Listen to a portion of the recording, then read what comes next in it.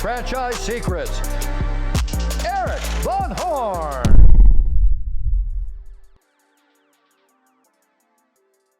If you're not a part of the Franchise Secrets Facebook group, what are you waiting for? It's franchisesecrets.com/Facebook. I cannot believe how valuable this group turned out to be. When someone asks a question, the feedback is honest, authentic, very helpful, and it's from multiple perspectives. If you're not sure that you're getting the most accurate information about franchising, then check out the largest, most helpful Facebook group in all of franchising. Whether you're a Z, a ZOR, a buyer, or investor, join our free Facebook group at franchisesecrets.com/Facebook. Welcome to this episode of Franchise Secrets. I have Dave Mortensen on with us today. He is the co-founder of Anytime Fitness, and that brand went to 5,000 locations worldwide, which very few franchisors have ever done that. We get into some really cool things like what to outsource as a brand, mistakes that early emerging brands make, competition, how to view it appropriately, what you can learn from them, how to engage with them, and how to keep arm's length from them, yet still be friendly. He's had a partnership with his business partner, Chuck, for 30 plus years. We dive into that. I think a lot of people don't understand partnership or understand, what it takes to have a really good partnership. So we went into all kinds of different areas there. Leadership, when you've been leading a brand and ultimately leading a family of brands, like what he's doing with Self-Esteem Brands, where he has numerous franchisors under the Self-Esteem Brands. We talk a lot about leadership. And then we talk about just the advantages of being part of an umbrella brand or a family of brands, like what they've created at Self-Esteem. My last question, which I can't wait for you to hear, was who are some of the smartest people in franchising? And so we went into some different areas, different people there. And I asked a really good question at the very end that unlocked what I think a lot of people really need to hear and see value in really smart people with two different skill sets combined and the power of that. And so you'll hear that at the very end and how important that is to solving problems. So I hope you enjoyed this episode. So Dave, I got introduced to you by a mutual friend, and you're with Self-Esteem Brands, and I was super excited to have you on the podcast. So why don't you tell the world who you are for those that don't know you? I'd love to. Name is Dave Mortensen, co-founder with Self-Esteem Brands. We got a handful of franchises, anywhere from Anytime Fitness, Wax in the City, the Bar Method, and Base Camp Fitness as well, which we're excited about. And then we have a direct-to-consumer brand called Stronger You Nutrition as well. So why direct-to-consumer? Is that a revenue stream that you can utilize across a bunch of different brands, or is that just? Absolutely. You hit that on the head. So Stronger You was a brand we saw that we're just passionate about the way they impact the consumer and the way they manage that relationship. And listen, nutrition is challenging, and to have a product and service that we can introduce to all of our three fitness brands was very, very valuable, which we're working on it as well. But it's a great direct to consumer product. Did you start that from scratch, or did you buy out an existing one and rebrand it? That was an existing one outside of our founding relationship with Anytime Fitness. All of them been acquisitions, and we're always looking for, we believe in entrepreneurs, and we believe in people who are spirit-filled that come with creative ideas. And if we can help scale and accelerate their growth, that excites us. Give me some like a frame of reference for Anytime Fitness, because that's a household name, I would imagine. I'm sure it has, I don't know I can't remember the name, what you call it, but when everybody knows the name, like what's that called? Well, everybody knows my name. Yeah. It's called Anytime Fitness. No. Yeah. It just slipped my mind, but I know it, because I'm involved with some other brands like Pier 1, and it's a consumer awareness, is high. I would imagine consumer awareness for Anytime Fitness is really high. Yeah, Anytime is our baby, right? We started that from scratch back in 2002. It's a brand that started in Minnesota here that we charged in a little town called Cambridge, Minnesota. And here we are 20 years later as of this past May, and we are at over 5,000 units open in close to 40 countries. We are in all 7 continents. We're the only franchise system in all 7 continents. And yes, that means we are in Antarctica, believe it or not. And it's been an incredible ride. We got over 1,000 units open in multiple countries. We've got, including Japan, which is really fun.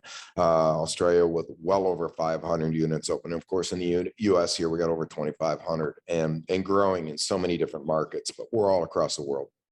So how many brands out there actually have 5,000 units worldwide? There can't be many.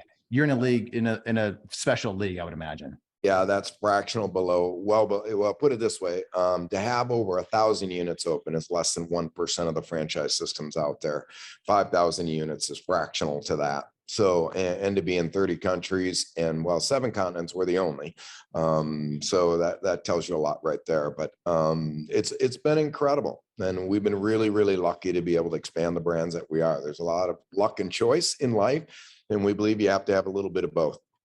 I agree with you. I put a post out in my Facebook group about that, and some people are like, no, it's all hard work. It's all hard work and no luck. I'm like, I've had some breaks in my life.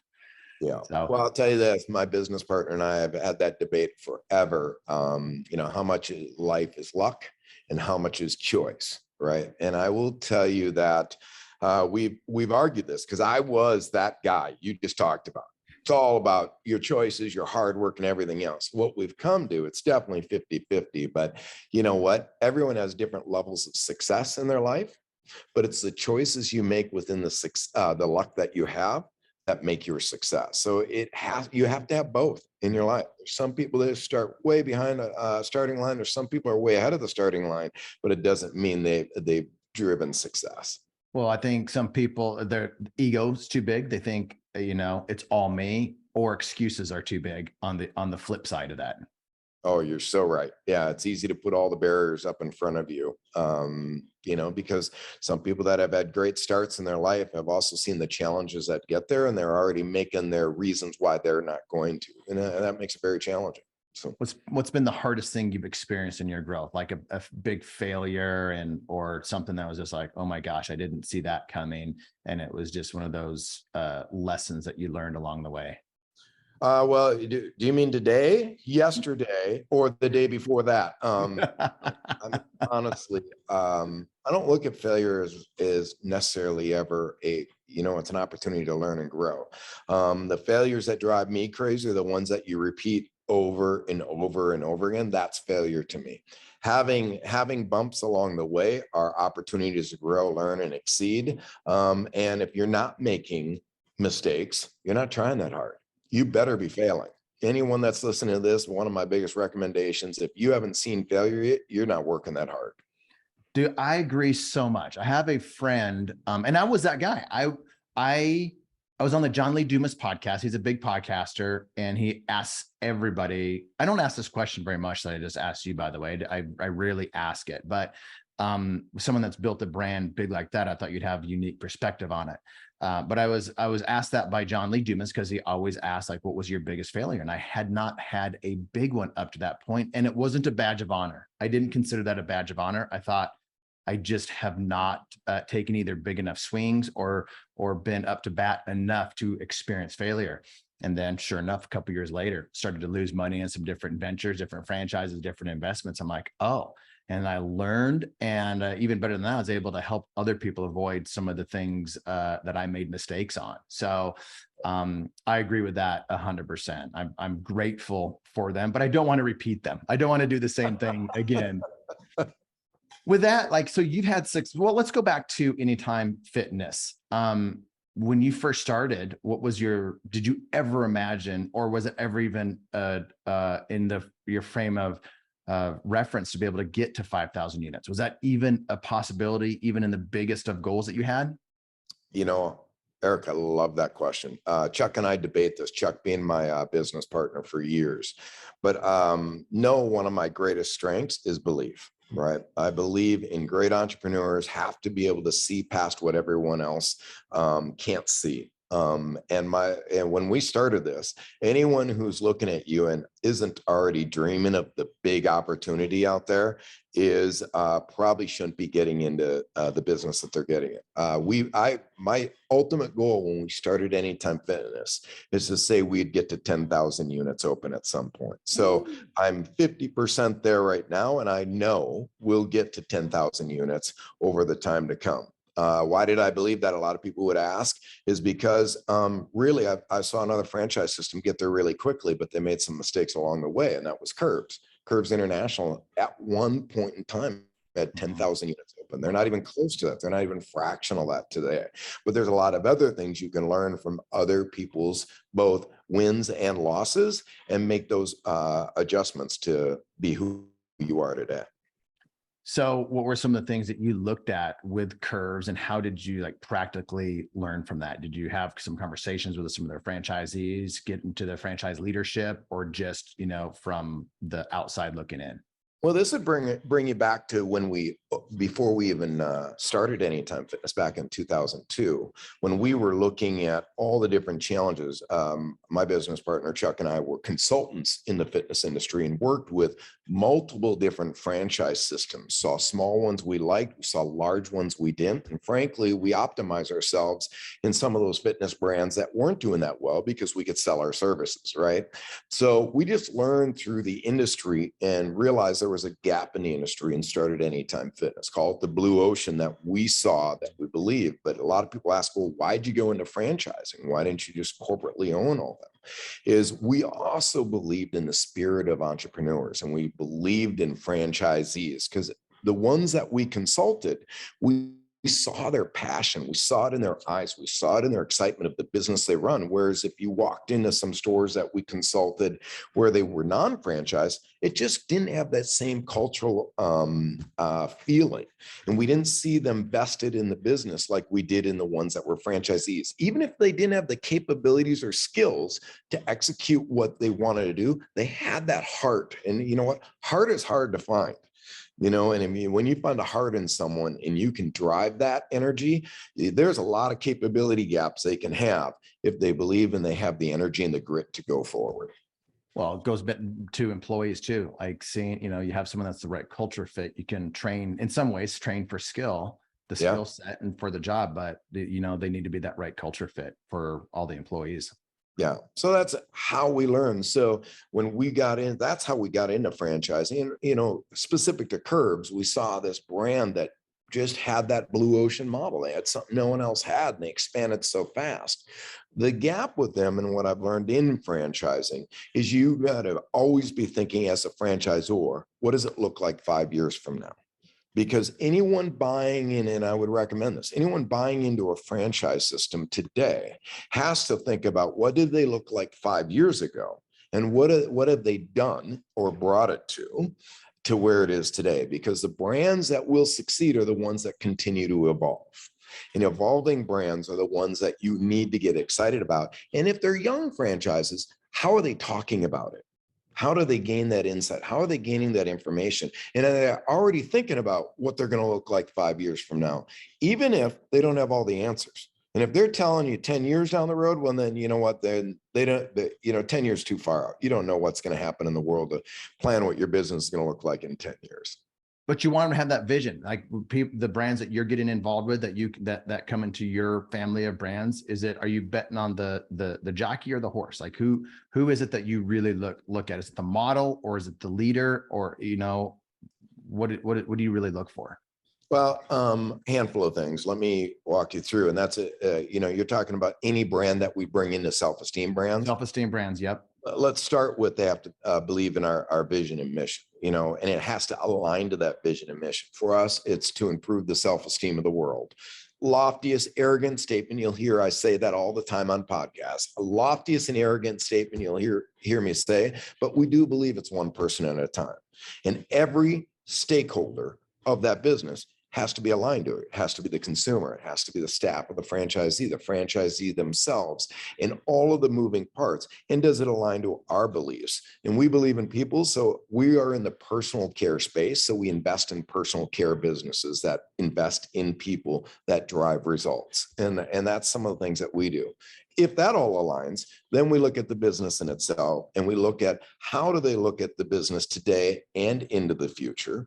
Because a lot of franchise systems you can buy may have a great concept and idea, but they may not have figured out how to scale it. Wax in the City would have been a great example. We brought that brand in that it only had 5 units.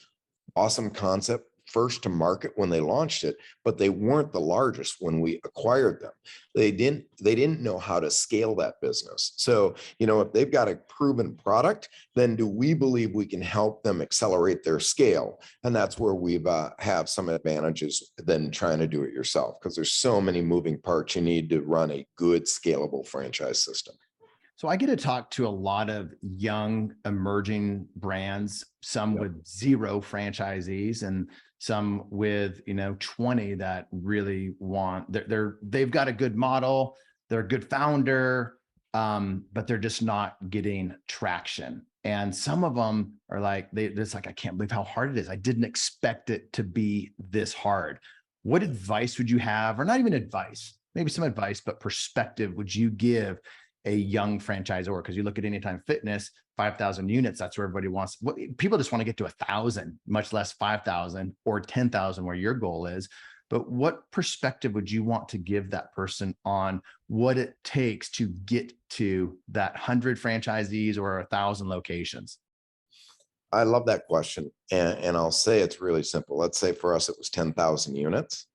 You got to break that back to attainable goals that you can see happening. And for someone who has no units open and they have a great idea, that first goal is to open that first store and make sure it is successful, right?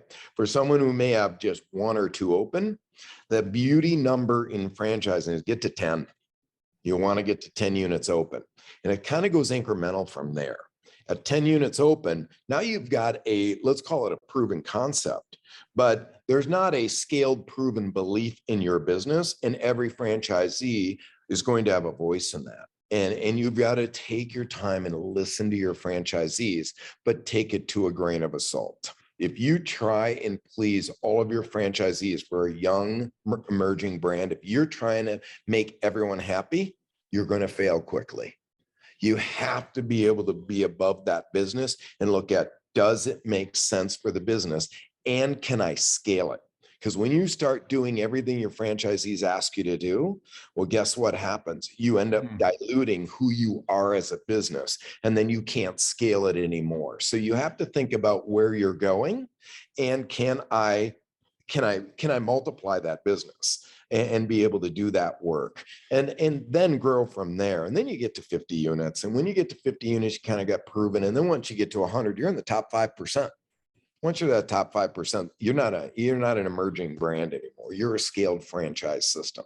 But take it in incremental parts. But my biggest advice would be, make sure you take any ideas with a grain of salt, but listen to all of them. But make sure you're thinking about it holistically for the business, and not in an essence to please everybody in your business. So looking back, you've been open for 20-ish years. If you were to start from scratch 20 years ago, but knowing what you know today, where do you think you would be at right now?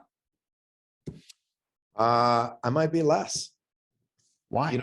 That's a great question. I love that question for people. It's kind of like when you look at anything in life.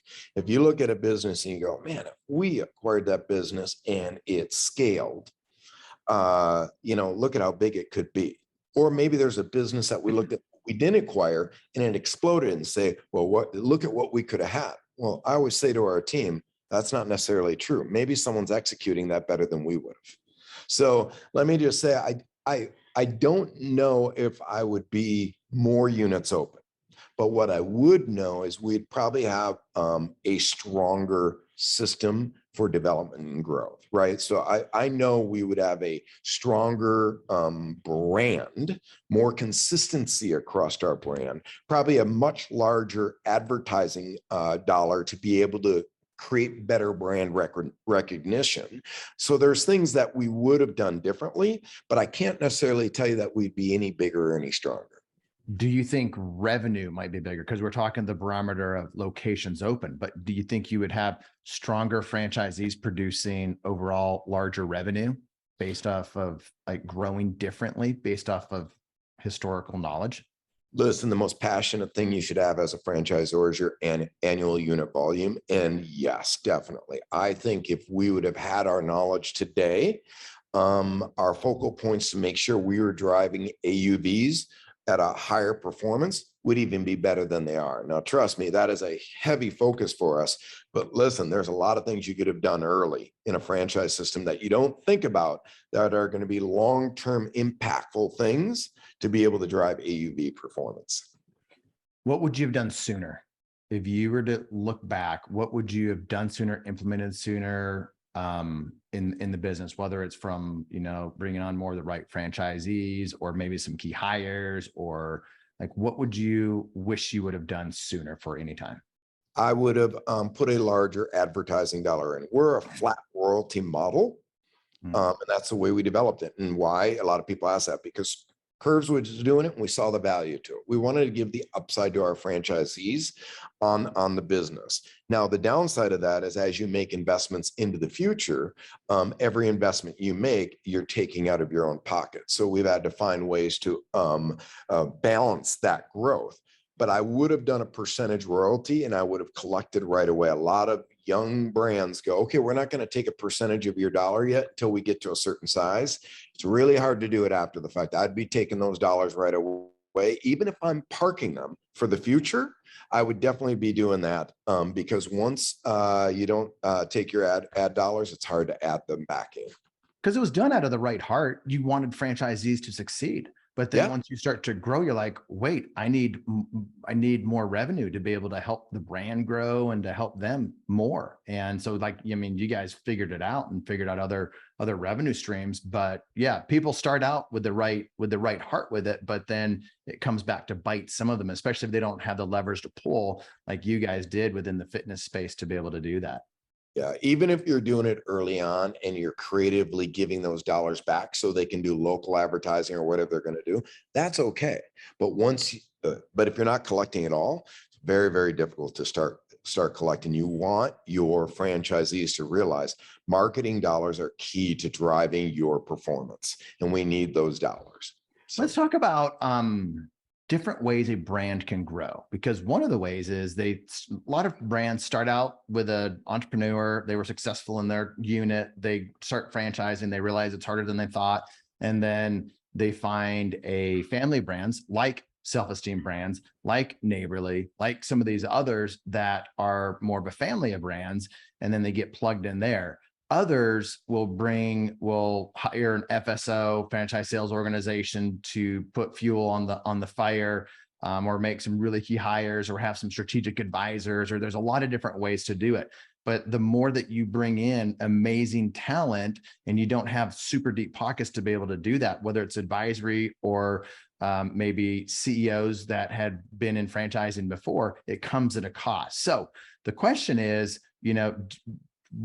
brands, should they be looking at having a smaller piece of a larger pie because of what someone like Self-Esteem Brands or Strategic Advisor can do? Or, what's the advantage of that, or the disadvantage of just like doing it like you guys did, like just getting it started and then eventually having the success that you had? That's a great question. And let me be clear on the question is taking it, when you say a larger piece of the pie, meaning a larger royalty stream? Nope. I mean, let's say there's I want a $50 million exit as a founder. I want a $50 million exit. There's a couple ways to get to a $50 million exit. I can do that myself, create the brand, do it from scratch all by myself and make some good hires along the way. And it takes a good amount of time. Or I could, have something where I have it good enough to bring into a family of brands. or partner with a family of brands. Or there's other companies out there that are family of brands that will take on an emerging brand and let them come in early on and grow it with them. So maybe they can have, 50% of that where they have $100 million exit and they still get their 50 out of it. Right. Well, that is a great question. Depending on the individual, it's going to be different, right? You almost answered the question because there's so many different directions you can do. How quickly do you want to grow this business? Are you even thinking about exit? Let's first talk about that. Are you thinking about just building a very high quality brand that's driving performance at the franchisee level? There's so many different moving parts to answer that question. And I think it is really individually based on let's say their shareholders. What I would say is no matter what decision you make, we make most of our decisions not based on shareholder. Shareholder is a stakeholder in the decision, but we are a stakeholder decision-making process, meaning that any decision we make, we like to lay out a stakeholder map and go, what is the benefits for all? Or are there benefits? And it is important to understand sometimes it's a shareholder decision. Sometimes it is a consumer decision. Sometimes it's a franchisee. Each stakeholder might get a better benefit. What we do want to make sure is whatever decision we make, it's not negatively impacting them. So when you talk about shareholders, because that's kind of the direct question you had, I would really sit back and understand what is their 5-year plan and work towards that 5-year plan. And make sure whatever 10 or 15-year plan is, it might work it out. So if it is a $50 million EBITDA, let's say they want to get to, then let's start working backwards back to that 5-year to 1-year plan to get there. Attention franchisors, if you are not bringing in many of the right franchisees, sales are slow. It's stealing too much of your time as a founder trying to award franchises to the right franchisee. There's a better way to do it. That's why I started the Franchise Sales Mentor. If you want to have access to the information, the techniques, the ways that the best franchise sales organizations are awarding franchisees, then you might want to check out the Franchise Sales Mentor. The reasons that franchisors join is because they want access. They want access to my Rolodex. They want access to my connections. They want access to shortcut both short-term and long-term success to increase enterprise value to their brand. What's been the biggest surprise, biggest challenge in getting to 100 units? When you were, going from 0 to 100, what was the biggest challenge up to that point? The biggest challenge for us is early on is going, where do we want to spend our time? When I think with young entrepreneurs, I think one of the biggest mistakes is you want to be good at everything. And this is where you can think about, where do I want to partner, or what capabilities do I want to develop? A lot of people ask me about the broker networks. Should I do a broker network or shouldn't I? We did not early on, but we had a strong capability in both a very massive network of people who believed in us, and we were pretty good at selling franchises. So we had a capability we could scale in. Others have different capabilities. So understanding your capabilities of what you're really, really good at, don't lose that, harness that, fuel that, especially in your first 100. This is why you opened a business. But then start thinking about, what new capabilities do I need to add? Where could I partner in them? And make sure you're not trying to be great at everything right away. And our biggest challenge is trying to be great at everything right away. And we made some of those mistakes early on. And we actually had parts of our business we had to sell off, right, to be able to go back to amplifying what we were really good at. What were you really good at? We were really good at developing our business model and the product and service that we were providing. We were very, very good at franchise support in systems, and we were great at fran dev. So we knew our business. Like, you could walk us into a gym and we can show you within seconds how to optimize whatever you needed to do in your business. What we weren't necessarily good at was some of the supporting suites. And one of the things we had is we had a billing and technology services business. So we were also the billing company for all of our consumers. because frankly, everyone thought we were crazy that we were even doing what we were doing at the time. So we were doing the billing management for all of our franchisees, but we weren't great at it. And there were such great billing partners, and we got a great billing partner that we've since brought on many, many years ago that does that work for us and manages that business. So understanding those strengths, we spent so much time trying to fix that rather than just double down on what we're really good at and giving that up. Yeah, it's a great example because I see so many early brands.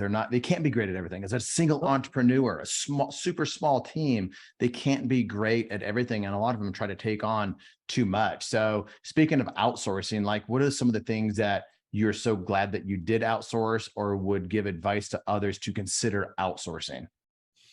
So things I would consider, technology is one early on because that is a massive investment. Everyone wants to own their technology IP. They really, really do until they start owning their technology IP and they're really cows. Understand, and it's really interesting. Everyone thinks they have a unique idea. Look at the things you're really good at, like your CRM for your management system for that. There's great operators out there that can, or vendors out there that can provide that part of your service. Don't try and be great at everything in those areas. Now, the things that are direct to consumer impact or intimacy or whatever it may be in your product, you don't want to give up your IP to your consumer, but don't try and be the IP to every part of your business. So technology is one. I think the other one is understanding what you're good at in marketing. Marketing is a capability and expertise, and there's great partners out there and agencies out there that you can partner in. Franchise sales and development is one you have to consider. Do I bring this in-house or external? I'd really, really consider that. And even there's some product development stuff. You might be really good at executing and operating what you currently have, but evolving your business, you might have to find some partners to help you think about how do I innovate myself. So there's work on many, many different parts of the business, but I would look at all of them based on your capabilities. Perfect. You were talking earlier about stakeholder decision making. Do you have any examples of let's just list out the stakeholders? You're talking about consumers, franchisees, employees, money, meaning people that have invested into the particular company. What are we missing any stakeholders? And do you have any examples of some good decision making along those lines? One of the key stakeholders that we don't talk enough about is your own team. Your own team has to be on board with what you're executing on. So that is a very, very key stakeholder in whatever you're developing. So a lot of times you have all these great ideas, especially entrepreneurs. Entrepreneurs are psycho. We're all psycho. And we have these great ideas that we want to execute on. And we forget about the key stakeholder that's going to execute that work. And you have to make sure you balance that work with the team that you're working with and make sure they have the capabilities and the support to even execute what you feel is revolutionary, because us entrepreneurs think everything is. So we have to be very, very cautious in how we build out our team for that. So I think all of those stakeholders need to have a thought in the process and make sure that you are considering each and every one of them. So what's an example of a decision that you made that you're like, oh, we think that this is the right decision. This is my hypothesis. And then you start to go through the decision stakeholder method and you start to look at it from different perspectives and you realize we're not going to make the decision that we originally thought. Do you have any examples off the top of your head? Oh yeah. It's too many I'll give a couple of different examples of stakeholders. One is franchisee ideas. Franchisee ideas are going to come at you, and I speak to a lot of people in the room. They're going to come at you, and they have great ideas. One was microblading for us. I'll give you an example. A franchisee wanted to bring microblading, which is where they literally make eyebrows through razors. And it's a real cool thing. I've seen people have great microblading businesses, but they wanted to bring it into our Wax in the City business because they thought, okay, we wax eyebrows, we should microblade too. Now, sounds great. You start thinking about that model. And yes, a lot of times or ideas your franchisees will make that they can execute on. Those are the hardest decisions to say no to because they're really good at executing them. But then you start looking at the work it would take to bring microblading into our wax in the city business and go, can we scale that? And we have to make those tough decisions sometimes going, man, I could see how they could make a lot of money at this. But to scale this, or the liability of it, you got to look at all of those decision-making processes to be able to execute it. So that'd be one. The other one will be capabilities that I would say internally a lot of times you think about. Maybe we acquire a business or we acquire a supporting business, and we realize after the decision was made, we didn't consider the impact. So I won't name names, but we brought in businesses before where they were complementary services. So we, along with our major brands, we have many businesses internally that we've either acquired or developed. So let's say we brought in some acquired businesses that we believe in and we like the entrepreneur and everything else, but maybe that entrepreneur isn't ready to work in a bigger process and a bigger system and a bigger operation. In fact, they feel constrained. They feel choked out. And all of a sudden, all they are is living in frustration. And we've had that before. We brought in a business where we thought, man, this is going to be great. They're really good at this. But we forget the stakeholders involved. And we forget that, one, we forgot about that entrepreneur. Are we really doing what's right for them? Okay, just because we like their business and their product, are we doing the right decision in bringing them on board? And vice versa. How is this person going to work with our team? And are they going to work well together? And that's where we've made mistakes before in the past that we've had to clean up. So you've experienced competition. Everybody's experiences competition. When we were with Sola, there was My Salon Suites and Salons by JC and Phoenix Salons. And, we were, I don't know, we were first or second, but we were the largest at the time. I think we still are. No longer with that company. But, you guys with Anytime Fitness, you had, competition that came on board after you guys were really, I think, led the way in that particular 24-hour fitness type environment. What was your thoughts on competition? Did it ever scare you at different times? And then you realized that you never needed to be really bothered by it. So just give me some thoughts, perspective on competition. I consult young franchises quite a bit and just help. I just love franchising. I really do. I sit on the board of the International Franchise Association. One of the reasons I believe we've done well in franchising is because we realized early on we're not just a fitness brand or whatever brand we are. We're also a franchising brand, and we get really passionate about franchising. And we're humble enough to say you can learn from anybody, even from their mistakes, their wins, whatever it is. So knowing that and looking at that in the development, and it bring me back to the question because I just lost my train of thought for a moment. No, I think you were giving greater perspective on competition because the question was competition, but you were giving some good perspective on where the answer is coming from. Right. So the reason I went there is I want to share that we love franchising. Well, when I work with these emerging brands that I was talking about, one of the things they fear are competition. Competition's like, oh my gosh. And worse, copycats. Copycats are like the worst for everyone. Well, there's a couple of different ways you can do it. One, use it as fuel for your team. Get hyper competitive. One of the biggest skill sets and capabilities we ask for our team is keep your competitiveness. And competition can drive competitiveness, right? But also know your competition. Know your competition really, really, really well. Also remember, you are in the same industry and space. And if people are copying what you do, it's an absolute compliment. And by the way, they're already behind. They're already behind. If they're copying what you do, they're already behind in executing what you're executing really well. So believe in your execution and just double down on what you're doing. Now, if you're getting behind, you have to look at other things that competition's doing that might be impacting you. But there's direct competition, meaning people who are doing the same thing as you're doing. There's indirect competition, meaning they're in the industry and they take from your table stakes. And you have to understand both those, but embrace competition. I always tell every franchise, there is no perfect territory, right? Because when you open up, if it is perfect, there's going to be competition opening up all around you.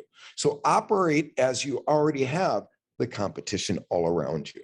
So embracing it is the best advice I can give. The best franchise systems will out execute. It's not the idea. I love people who think they've got the greatest concept or idea out there, because there's no great concept or idea, because that continually evolves. And frankly, the new businesses that open have a better idea because they've learned from all your mistakes, right? So they're going to have a better idea, but are they going to be able to execute it at the level that you're executing it? Double down on your execution as well. Were you ever friends with your competition?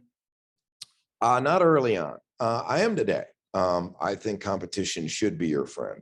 At the same point in time, at an arm's length, right? Yes.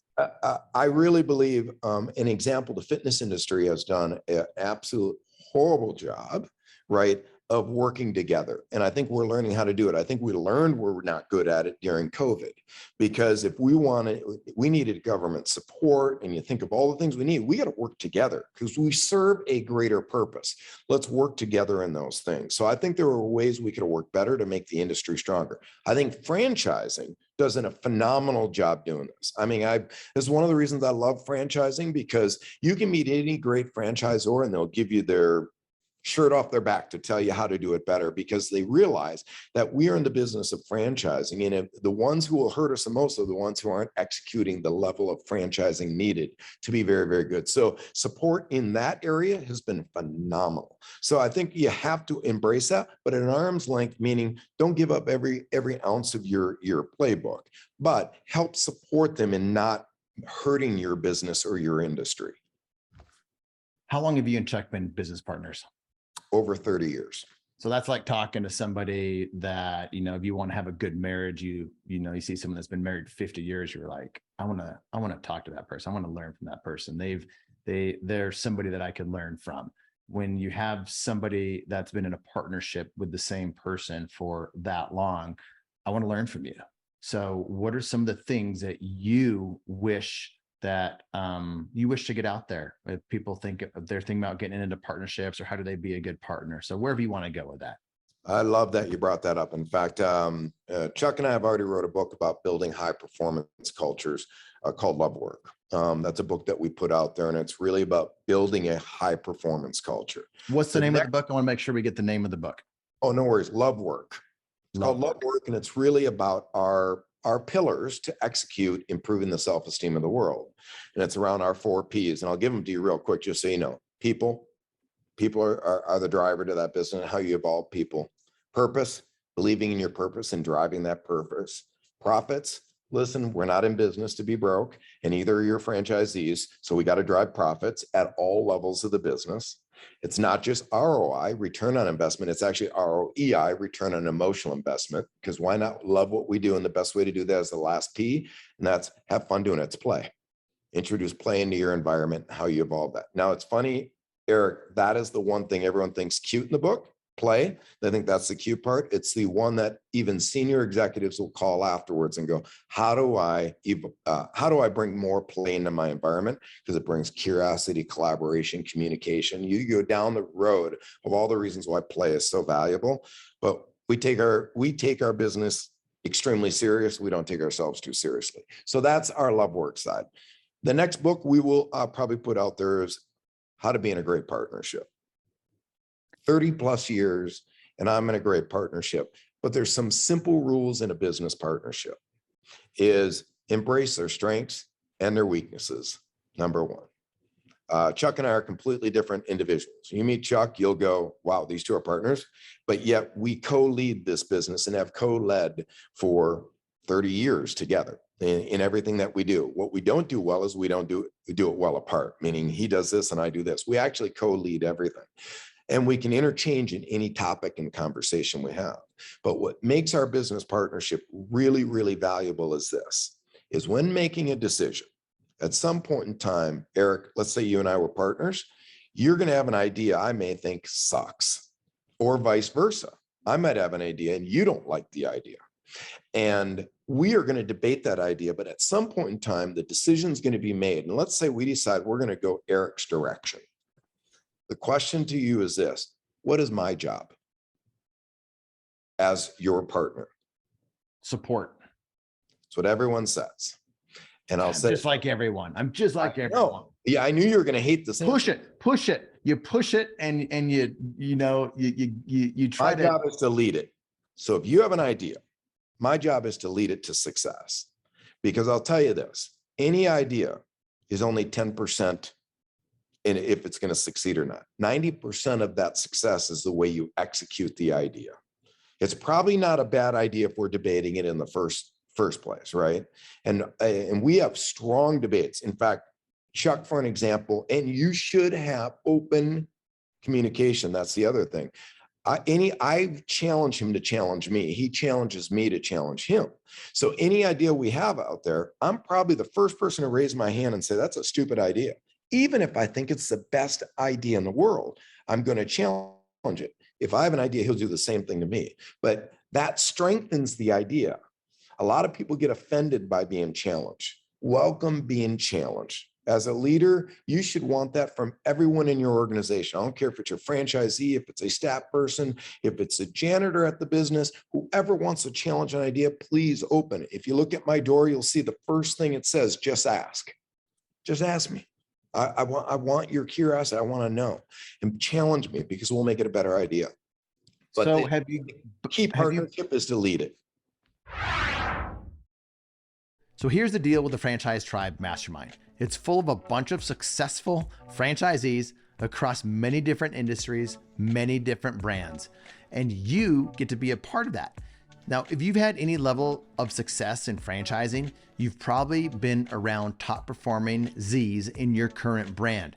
So think about that. And if you could do that with 40 plus different brands, industries, franchisees, that's the value in the mastermind. I bring in some of the best speakers in the world. We talk about some topics that will never be talked about anywhere else. So if you're interested in being a part of a group like that, check out franchisetribe.com. So what's the difference between, well, leading and support? Like, you could support it. I support that idea, but you mean just taking it another step further and like championing it. Is that my job is to execute it? So if it's your idea, Eric, I'm going to go out there and I'm going to take the lead and say, I'm going to make sure we succeed at this idea, because that means I'm fully bought in. If I'm standing there like a cheerleader, no offense, cheerleaders, they're a great role. But if I'm standing there and I'm just cheering, I'm on the sidelines. No, you need to get in the game. You need to get in the game, and you need to own that. You need to quarterback this opportunity, or you need to coach it, or whatever you need to do. You need to lead this idea, and you got to be as bought in, because the one thing Chuck and I have never done, because ideas have failed. We've failed a lot of great ideas. I tell you, we've never had a day where one of us has looked at each other and said, I told you. Yeah. We just don't do I told you so. We look at each other and say, damn, we screwed up. Yeah. Because you guys have both done it. We own it. You got to own it together. Yeah. Have you guys always been that way? I'm a guy that does not mind being challenged, and I don't mind challenging others, always respectfully. Well, probably not always. When I was younger, it was probably not so respectfully. It was more ego. But have you guys always been that way, where you welcome the challenge and are okay giving the challenge, or did that evolve? It evolved. I'll tell you, we're young egomaniacs like any young entrepreneurs, but it evolved well before Anytime Fitness. So being a partnership, Anytime's been around for 20 years. We figured it out pretty early in our business partnership. We were field executors, both Chuck and I. We didn't ever work together, but we managed the same people. And those same people would come to us and always tell us the same thing, like, wow, Chuck doesn't do this and you do this. I love working with you. And one day Chuck and I called each other and said, when someone comes to you, is this the first 2 or 3 things they say to you? And we found out the same people were saying the same things to both of us. So we made a rule to share those things, but we would never, ever let that person know it. And it created a great bond. In fact, there were times he'd call me and said, I heard you didn't do this at this last gym you were at. And I go, yeah, I did. I kind of screwed it. And we just built a deep level of trust and open communication, but we never used it to fill our ego, meaning turn it back on the other person and said, I heard you told Chuck this. We'd never do that. Was there at some point a level of success that you reached that ego really didn't matter? Like, was it a level of success that you reached, or was it just maturity? Because once you have different people, whatever it is, they're making $100,000 a year, they're making $1 million a year, they have $1 million in their savings account. Was there a level of success that kind of changed your attitude? It's like, oh my gosh, I don't have to prove myself to anybody anymore because I've proven it to myself. Yeah, I think in most entrepreneurs it's when you learn how to become a leader. Really is a level of success isn't your wallet. It is. And what is leadership? Leadership is being passionate about other people's success and not just your own. That is what a great leader is. And I'm a firm believer. I've seen very, very large franchise systems that don't have that level mindset yet. But when you become a great leader and you really are more passionate about your franchisee's success, a staff person's success, a promotion, maybe someone leaving your business because they got a new job somewhere else and you're celebrating it. All of those things, that's when leadership really takes hold. And I think that ego gets set aside. Let's go back to, you made a comment earlier about an exit and emerging brands. They might not even be thinking about an exit, or we'll just say a liquidation event. What do you think about emerging brands? Should they be thinking about that from the beginning, and how would it impact the way that they actually build the brand? Yeah, I do. In fact, I think you have to look at any business like you're going to sell it down the road, even if you never plan to sell it, because you have to make good decisions financially for the business. And I've seen great franchises fail because they didn't have the financial aptitude or the financial capabilities to understand what it means to succeed as a franchise system, because you need to have profits to be able to drive profits, and everyone needs to win in it. And there are selfless franchisors out there that I absolutely love. And I go look at them and go, how are you going to make money? If you were to sell tomorrow, what are you selling? And so they have to understand how they have to position themselves. And the best way to do that is to consider yourself exiting and whenever you plan to exit. And if you don't plan to exit, pretend you're going to, and position it as a business. It's the same thing you'd want your franchisees to do. Your franchisees, the day they buy it, they should be thinking about, what do I want it to look like when I sell it? What advice would you give an emerging brand like that? They're like, oh my gosh, maybe I should be thinking about selling this. What are some of the things that they should be considering that they might not be considering today? For any emerging franchise brand, it's really simple. We have this discussion even at our senior executive meetings today. Let's start with the most important part, your consumer intimacy and that seat at the table. How are you evolving your product and service to the consumer? Not for everybody else, not franchisee or anyone, your consumer. That consumer, you have to be passionate about what you are executing at the consumer level. So that's one. Number, because someone else is going to be, any buyer is going to go, okay, what's special about your product? So that's really important. Number two is white space, and creating and understanding the white space analysis. Where are the opportunities, and is there enough room for growth? Because anyone who's going to look at buying you is going to have to understand the growth, or how you're going to sustain it. For a franchisee, it's, do you have sustainable capabilities there in your market? But white space analysis is really, really important.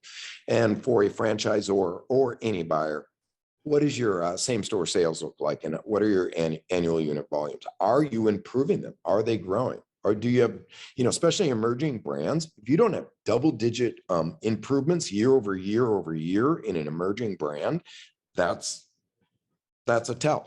You need to know those tells. And any one of our brands that are under 100 have double-digit growth. I mean, you have to be showing double-digit growth. Outside of when COVID hit, no one had double-digit growth. But unless they were like, you need to be showing your same store sales and annual unit volume. So be passionate about those as a franchisor, because your buyer is going to be. So let's finish up with just the SEB umbrella. Like, why did you create the Self-Esteem Brands umbrella? Why should brands, be interested in that? Why should franchisees be interested in brands that are under an umbrella of a larger organization like Self-Esteem Brands? I love that question.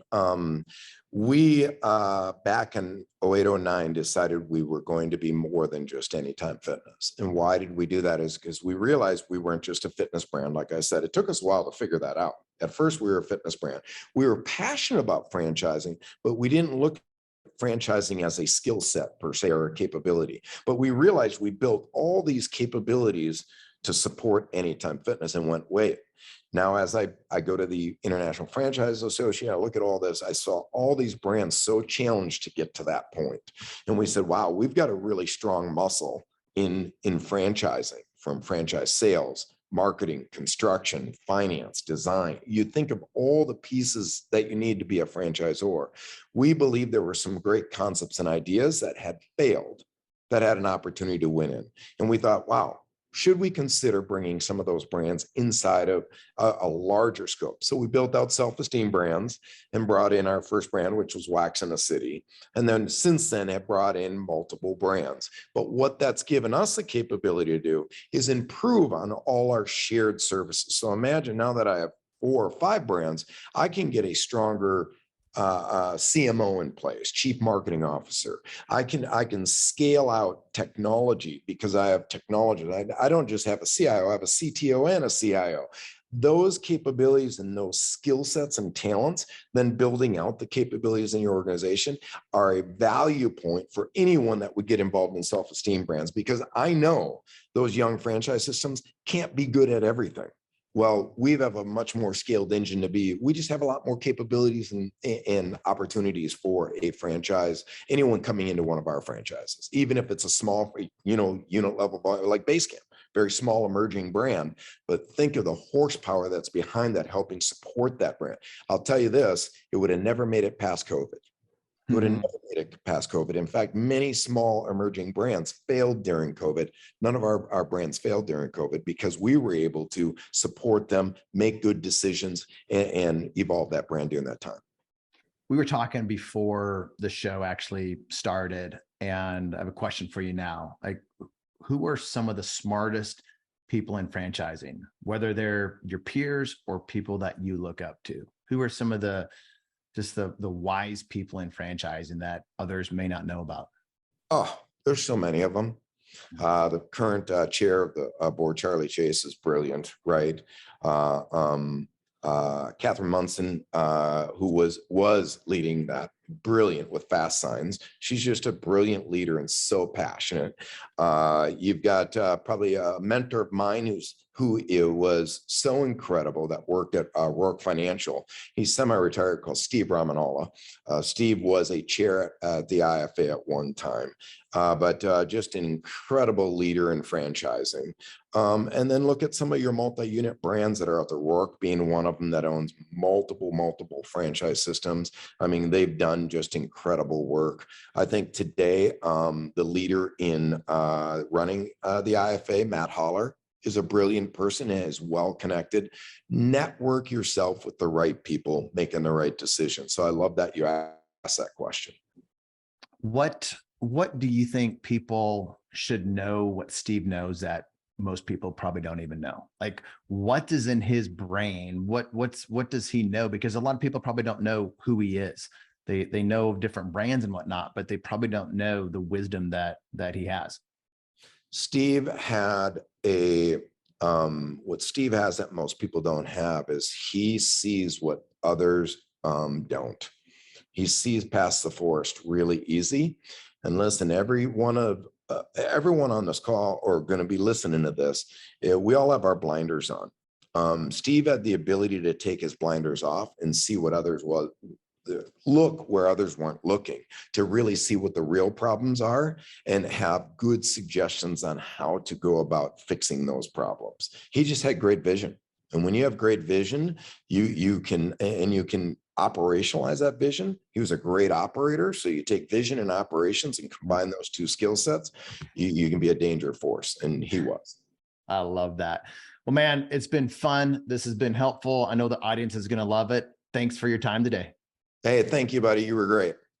Thanks for listening to this episode of the Franchise Secrets Podcast. Whether you're watching or listening, please make sure to subscribe to my YouTube channel and to whatever channel you're listening on. If you want my help with anything from buying a franchise to franchising your business, please visit franchisesecrets.com.